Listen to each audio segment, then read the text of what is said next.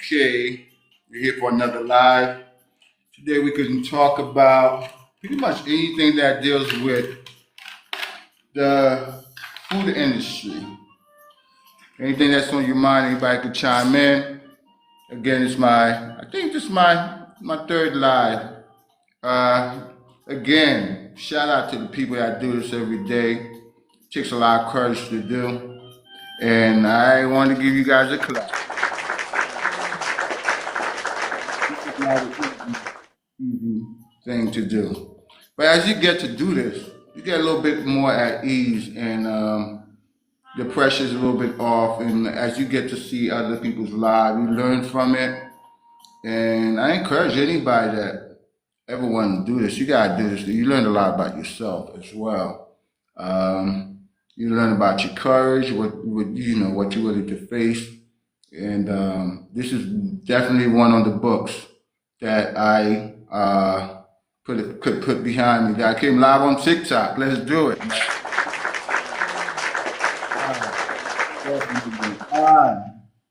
Today we're going to talk a little bit more about this industry called the hospitality industry. We're going to talk about like the people that are just starting out. If you're just starting out, I would love you to join me today. We talk about the do's and don'ts and things you should say no to, because not every event, as a caterer or a chef that do private chefing and stuff like that, that's not every event you're not supposed to say yes to. Again, I'll give you a little bit of background myself. I got 25 years in the game. I started out in the music business with the Fugees, was a producer and came through that, and then became a chef. I own a couple of restaurants. Most of all, I owned, what I have owned is a catering company that lasts for like 25 years. So yes, I have been doing this for a while. Now it's time to share my knowledge with you guys. I got somebody coming in. Let me see.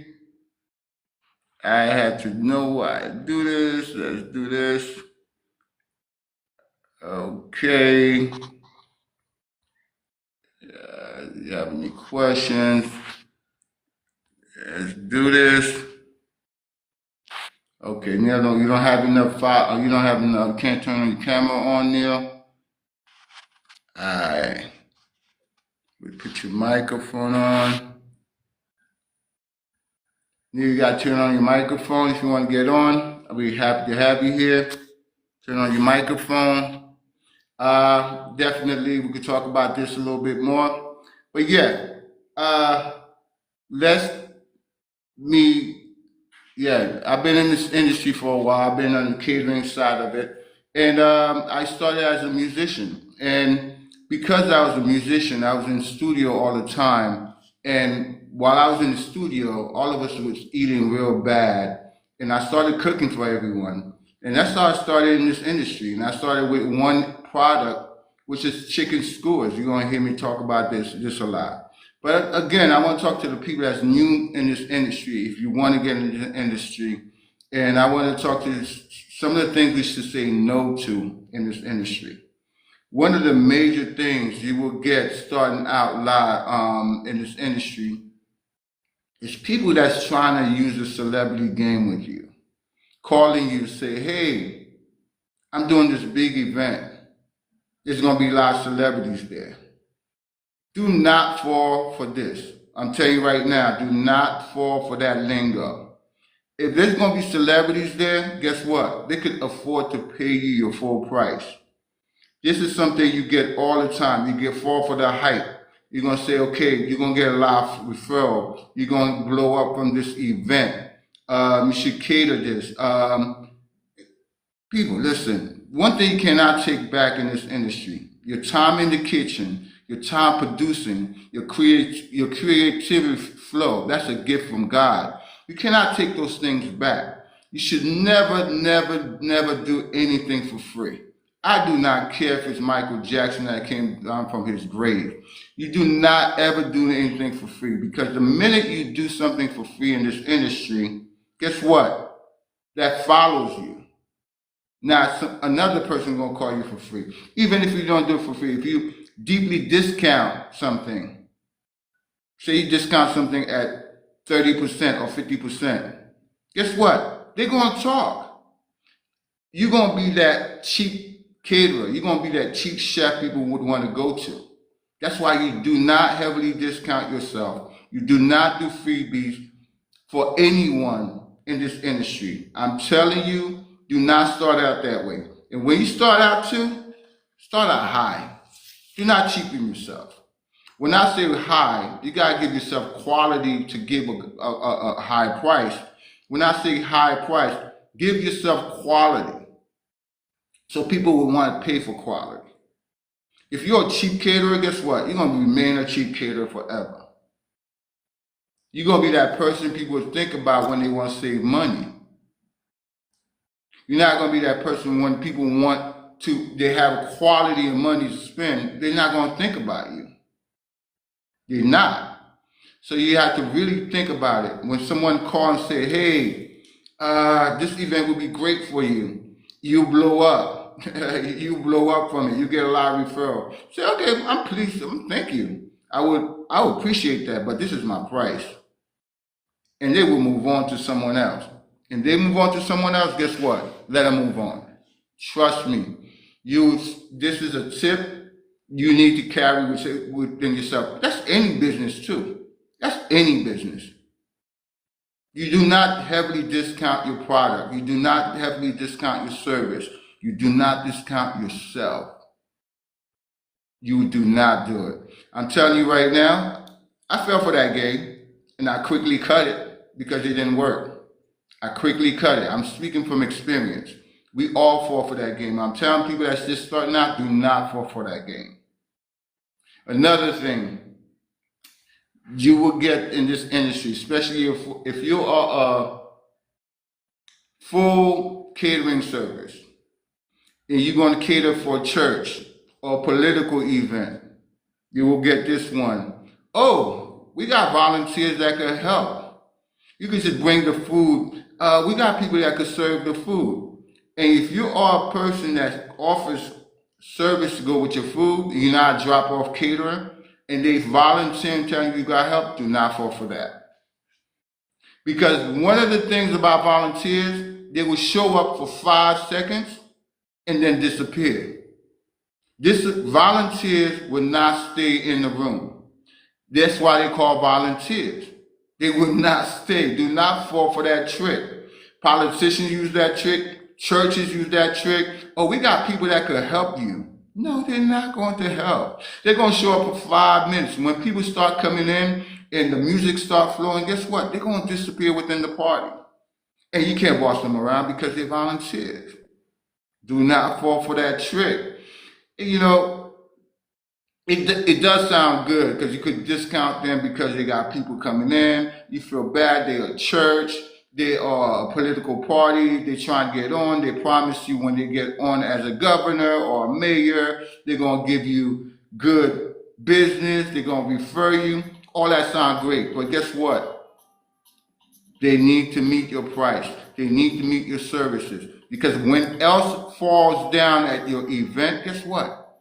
You're the only one that's going to be to blame. If there's not enough food for an event, guess who's they're going to blame? You. If the service sucks, they blame you. No one else. No one else. Shout out to David for joining, David Brown for joining in, Sherry, Sean for joining in, Poochie, Nunya, thank you for joining in. You know, glad to meet you guys. Again, this is my third live, and I appreciate people that do this. I'm not an expert at this, even though I spoke in front of a lot of people before, but doing this behind a camera, it's a little bit of weird. It's a little bit of getting used to. So I clap for people that do. It's not as easy as it looks. But again, if you have something to share, you want to join in, you could join in. I'll be glad to talk to you. We are talking about the food industry. And today we're really talking about people in the catering. If you just start as a caterer or you just starting as giving yourself as a chef, private chefing, we're talking about things just to say no to. Another thing to fall into, mainly used with politicians. They want to bring you along with the ride that they're going to be governor or they're going to be mayor. They're going to use you in the future. And they're going to start using your services. Yes, there's a thing called net 30, net 60. That's usually reserved for corporation, where you do the service, you get paid 60 days later. You get paid 30 days later. It works with corporation. I had an account with Macy's for years. It was an account for we ran that account for 10 years. Beautiful. On the 30th day, that money was in the bank. That works for big corporations. Guess who it does not work with? Politicians. Usually all caterers you speak to, all the people in the food industry fall for that same thing with politicians, because this is the thing with dealing with a political movement or a church. There's 3 people that signs the check.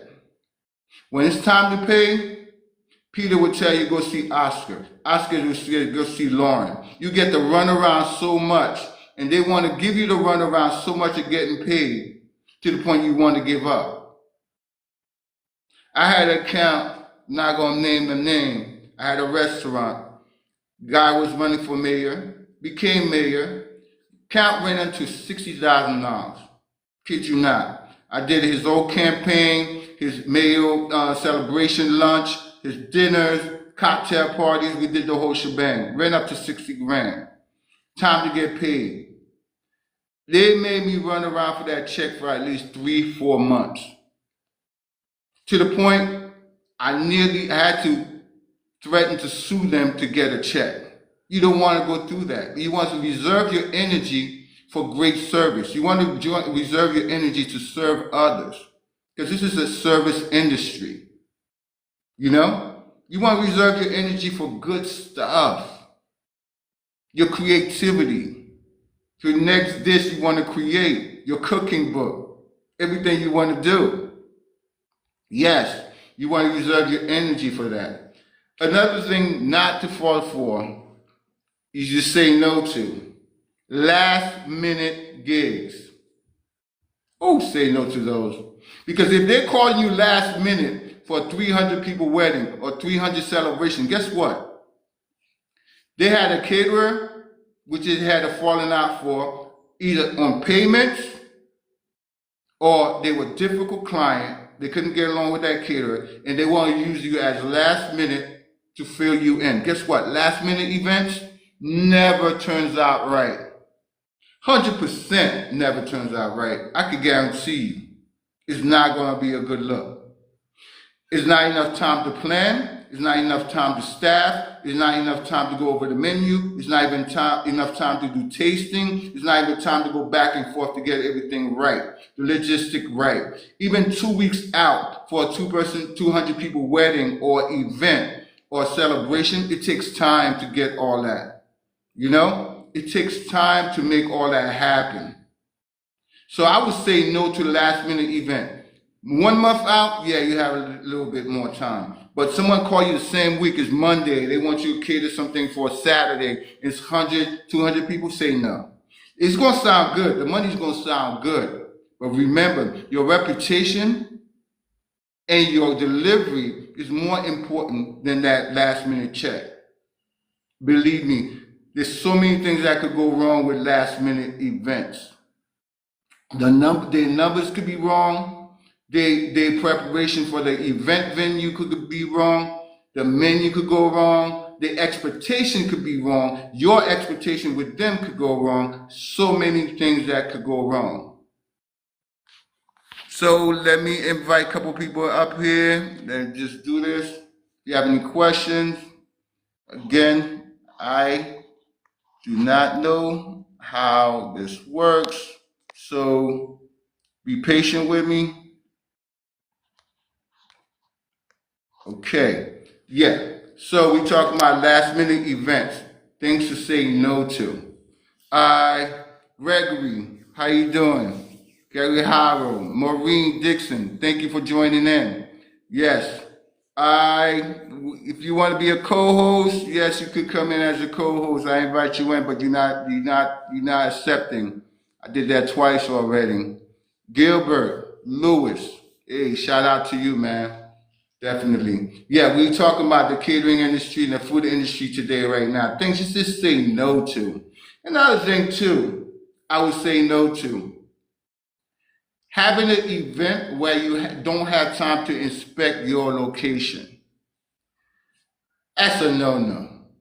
There's people that would, there's tricks to this game, man. You're going to have clients that have so much tricks. Alfonso, did I say that right? Alfonso Thomas, shout out to you.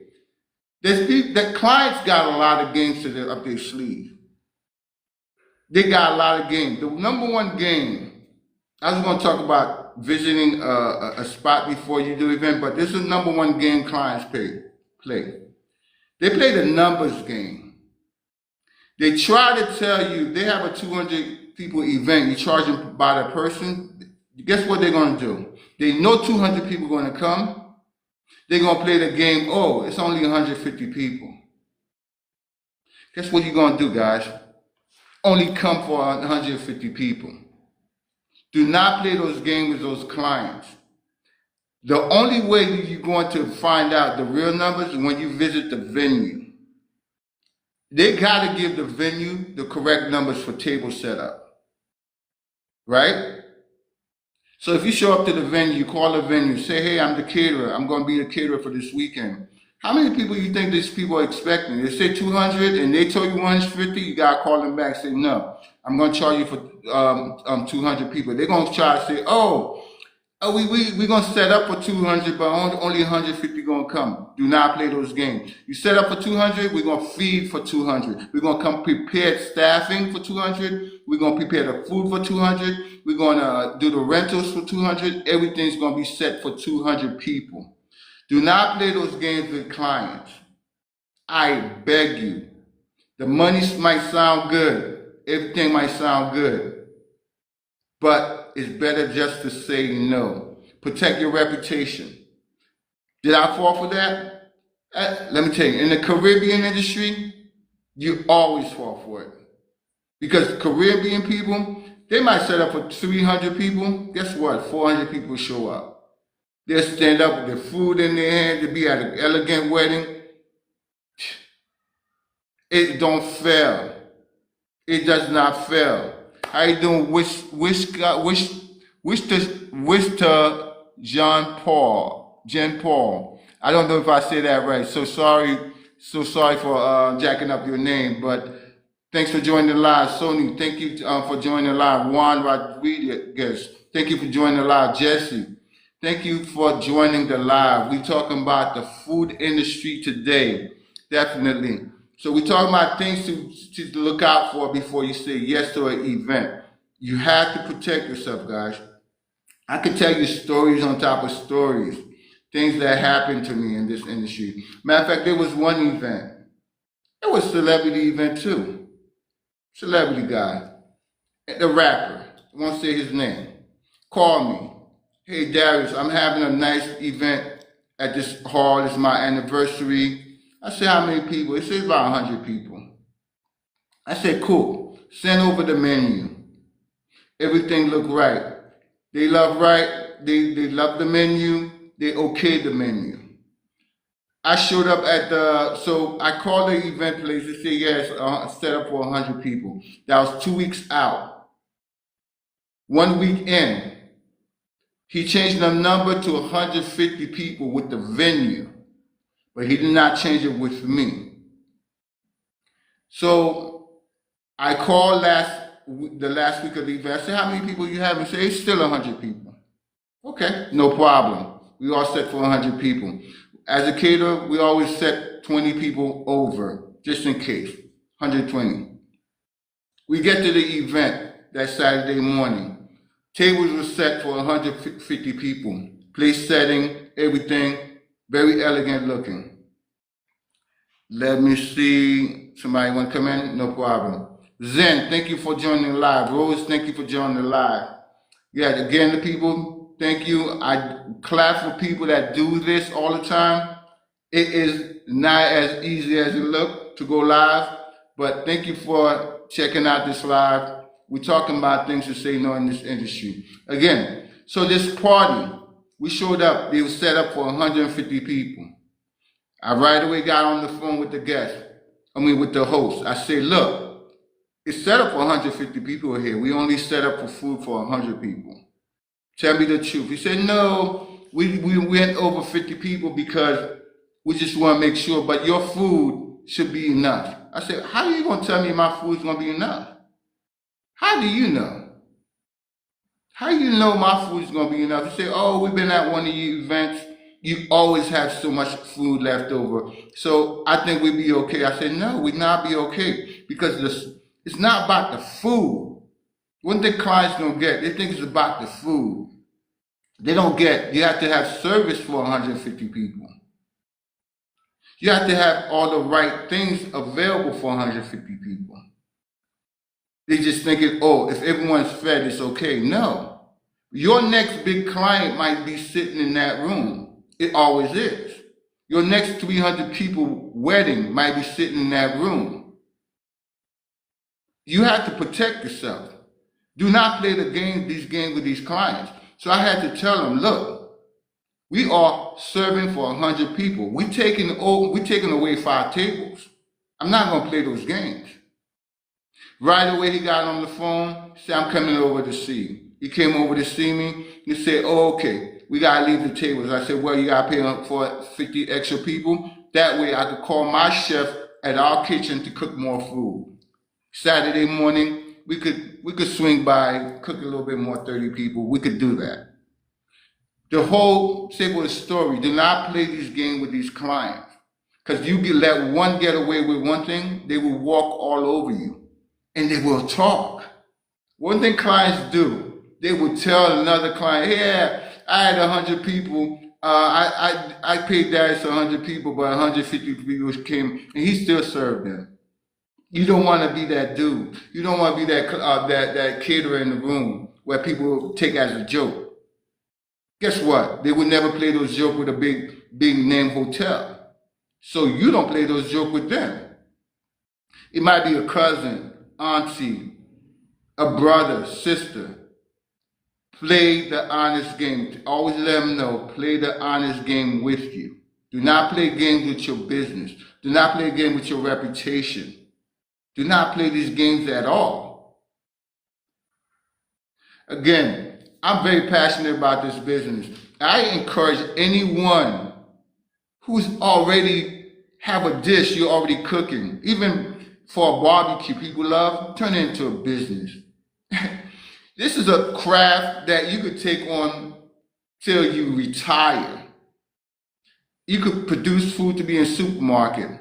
You could produce food to be in someone's restaurant, a signature dish. Do you know you could actually outright a dish to a restaurant that could be on somebody's menu, and you get residual income from it.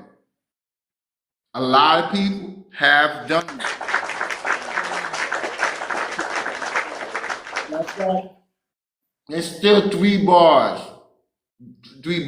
that's serving my chicken skewers, and I get a check every month. It is easy to do. If you have a dish you are cooking and people love, and you love bringing it to a anniversary party, people invite you to a cookout and you bring in that dish.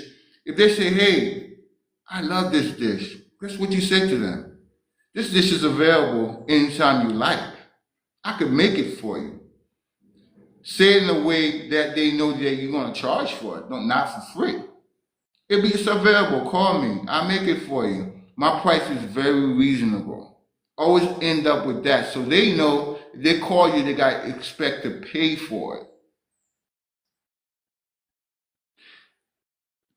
As a side, this business is so super because you could do it as a side gig while you have your full-time job, and you could take it where you can have a full-fledged restaurant or catering company. Best decision I made is to open up my catering company. Because I've seen a lot of my friends, whether they were lawyers, doctors, engineers, I've seen a lot of them.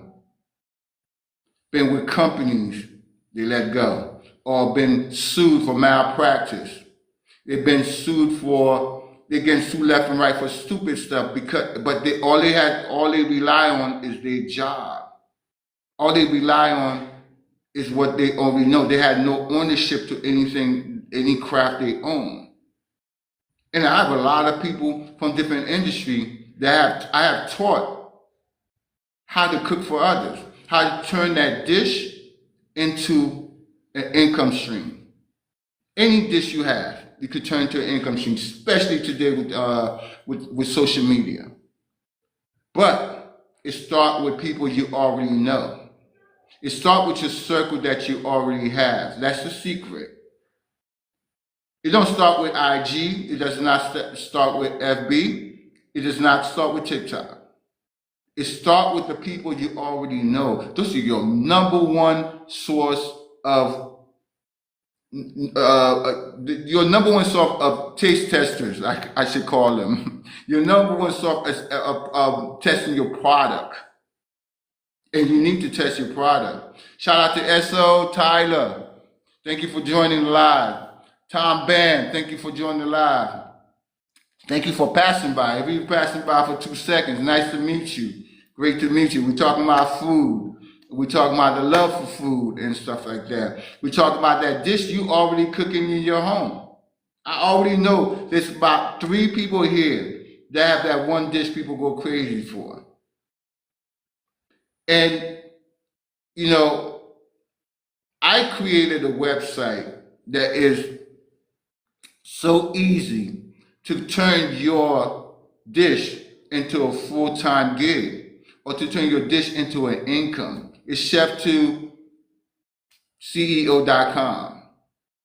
Definitely, you can turn that one dish you already cooking, people, into a full part-time gig to full-time gig. You have to choose the lane you want to go into. What suits you? That's a good thing about this business. You choose the lane you want to go into.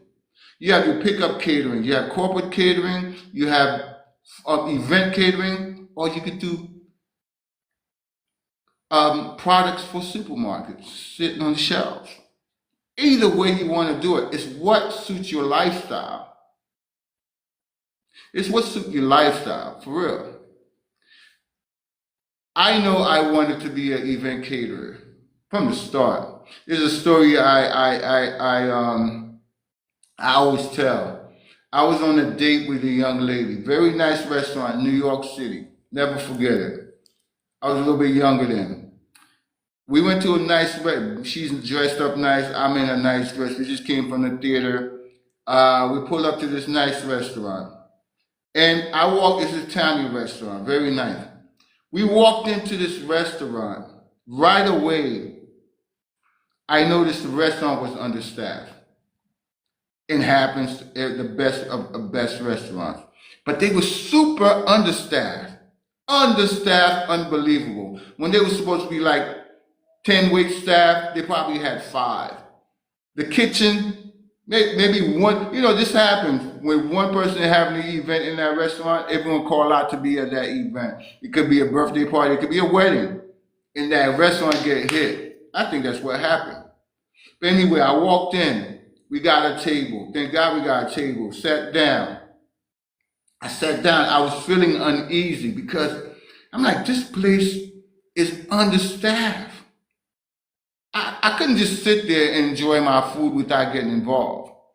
Shout out to Janet. Janet Powell. That's a great name. Powell. My ex-girlfriend's name. Brainchild. Chosen. Yes. Shout out to you. Shout out to Kingdom Princess. Wow. Nice name. Look nice too. Look, I sat down in this restaurant. Stacy Ann, thank you for joining live. I sat down in this restaurant with my date. I looked at her. I said, you know what? I'm going to get flack for this, but I had to do something. I told her, can you sit there for a second? I had to talk to the manager. I zoned into the manager right away. Went to the manager. I said, you understaffed. He said, he's like, no crap. You ain't tell me nothing new. I am understaffed.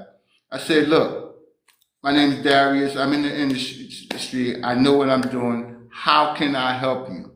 He turned around, wanted to say no because of laws. But he was so overwhelmed from being understaffed.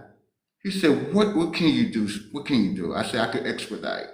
Because that's the easiest way you could lend a hand in these type of restaurants. Because you don't know their menu. You don't really know their, you don't really know their floor of the restaurant.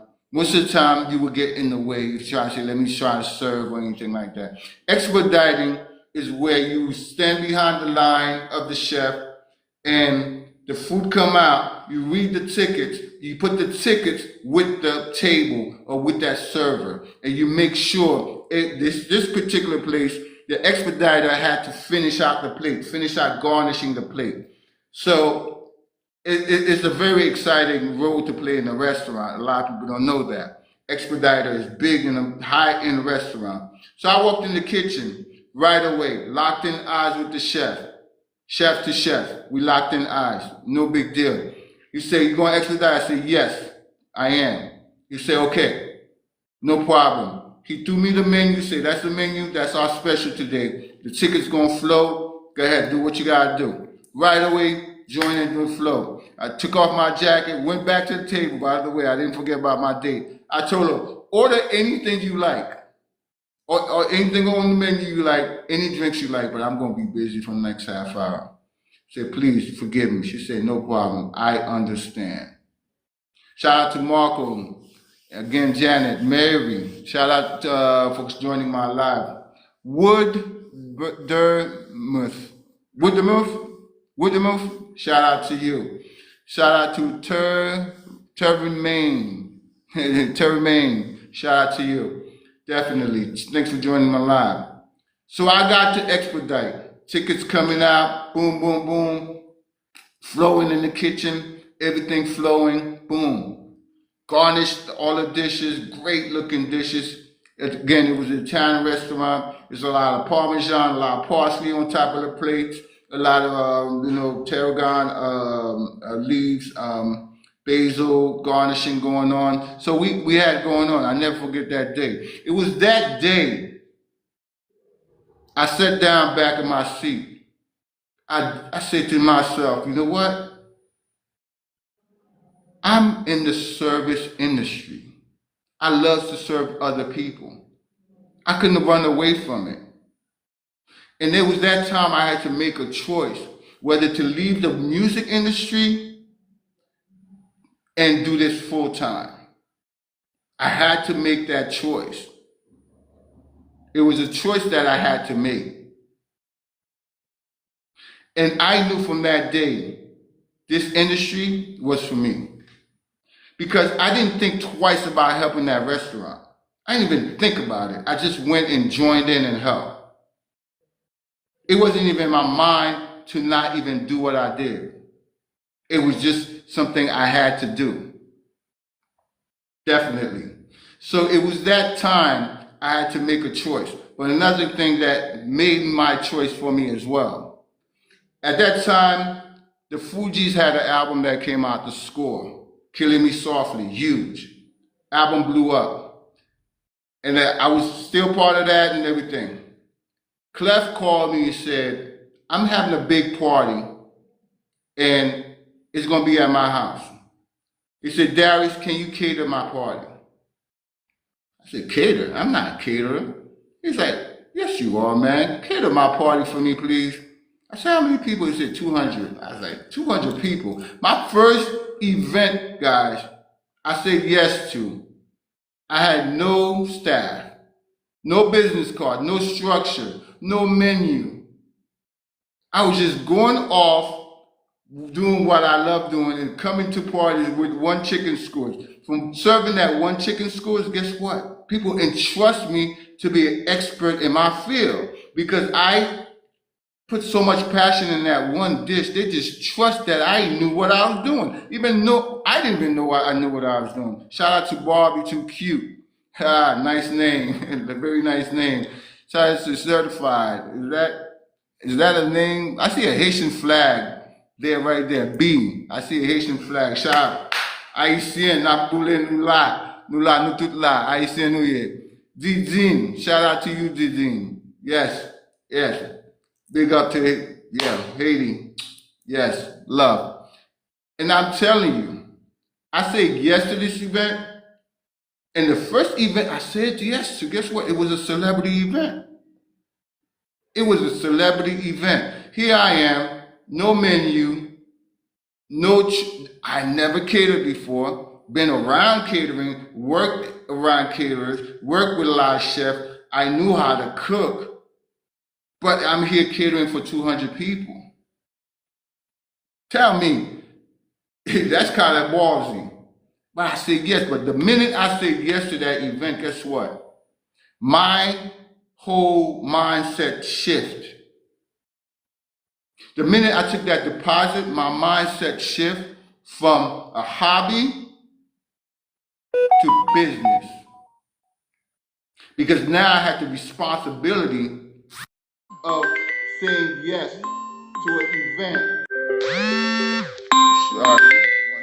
To an event that I had to produce. I had no way of turning back. I had no way of turning back at all. I had to come and show out. Because what? They already gave me the deposit. There's no way of saying no anymore. None. So I'm telling you guys, you have to own what you do. And it was that time too, I had to make up my mind. And that shifted everything. From that event, from that deposit, I created my catering company. And I went full time into the catering company. There's a saying a rich man told me, go for what people see you for. Go after what people pay you for. I was a musician. Yeah, I was playing and stuff like that. But people were calling me for their events more than they were calling me for music. So it was a no-brainer. People saw me more as a caterer, someone who respect that craft more than a musician. And I was fine with that. It was a hard pill to swallow because I love to play the piano, I love to produce, but guess what? People will pay me more to be in a room to set up for their events, to make their most memorable day count, which is their wedding, anniversaries, retirement parties. Those are monumental events that you can never take back. And they're entrusting you to be part of that. Shout out to Richard Dennis. Fa Fame. That's a great name, Fa Fame. I hope I said it right. You could correct me some other time. So my mind shifted from hobby to business. I never looked back. Went on to cater so many great parties. And I loved it. It was no brainer to be in the event catering industry. I didn't want to do nothing else. No pickup. I didn't do, call me, I want a pan of mac and cheese. That was not for me. I'm not doing that. It could be for you. It was just not me. It didn't suit my lifestyle. I love the whole aspect of event catering. I love running the show. I love running the back room, and I love getting dressed up and running the front room. That was just my speed. That's why with the food industry, you could pick what's your speed. It just don't have to be what you see on IG, someone doing the whole hustling catering thing. No, this is not hustle. This food business is not a hustle. This is a lifestyle. This is a lifestyle. You have to pick wisely. And that's where the website come into. I'm not going to keep everybody too long. I know you guys drop in and drop out. Shout out to Lola and everybody that comes through. And if you have a chance, I beg you, go to this website. Spend 2-3 minutes navigating. You will find some great free tools in there. What it is a website to give you tools of what you need to make it in the food industry. All the tools are menu building, web hosting companies, different companies to help you with your business planning. It's a tool website. It's a bridge between you and your success. That's all it is. It's a website to bridge you to where you need to go. I have an 8-step rule type of thing, 8-step system in the website, and also in the website. Also, we could click on our bio, and you go straight to the website as well. We have some ebooks, a couple books I wrote. Turn Your Recipe into Profit. On the book, also I wrote about my catering life book. You will find some interesting stories in there. You could read that book. Matter of fact, anyone who DM me, I send you that book for free. I send you both books for free. Because I'm just starting out. If you DM me, I send you both books for free. No charge. You got it. And I will send it to you. Just DM me with your email address, and you have that book in your inbox by tonight, by this evening, by the next minute when I get off this live. Again, I just want to share my love for this industry because I don't want this industry to die. Because it's dying with hustling catering.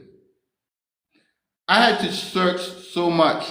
The reason I had to search so much to see real catering company on this platforms, not hustling catering companies, because real caterers not trying to get a camera follow them. They're concerned about service. Imagine you have to feed 200 people. You don't want a camera following you. You're concerned about 200 people. That's the real source of service that you have for people. That's the real person that really enjoy this. Not when someone, hey, shout out to Miss P.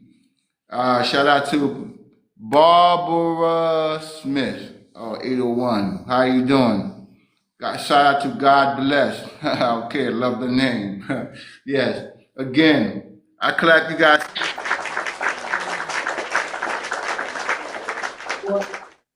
Hope to see you again. And I hope I'm trying to find a right slot time. If you want to help me pick out a time to do this live, you could put your comments right quick. Help me pick out a time, guys. I'm just starting this out. Even when you go on my website, if you see something that's off, let me know. Let me fix it too, because I built that website myself. I did the whole website myself. I used the tools that helped me along the way, the sites that helped me to succeed in the catering industry. Those are the tools I use. So I'm sharing those tools with you. There's a great website on there. It's called Must Have Menus. Must Have Menus is it's so underrated. So much better than Canva and all that. It's a great place to build your menu for anything you have, whether you start not at all. It's a great place to start. Must Have Menus. Shout out to them. And another POS system I use, Lightspeed. Keep your business organized. And another system I use called Davo. Guess what? It pulls all your taxes on every invoice and pay your taxes for you for free. What a great thing to imagine doing your business having not to worry about taxes. Believe me, you don't want to worry about taxes. Every invoice you have, you pass it through Dover, you pass your payment system to them, they keep the tax and they pay you. You don't have to worry about taxes, figuring out things every quarter, none of that. Some great tools in here. Great tools on this website. I encourage you to check it out.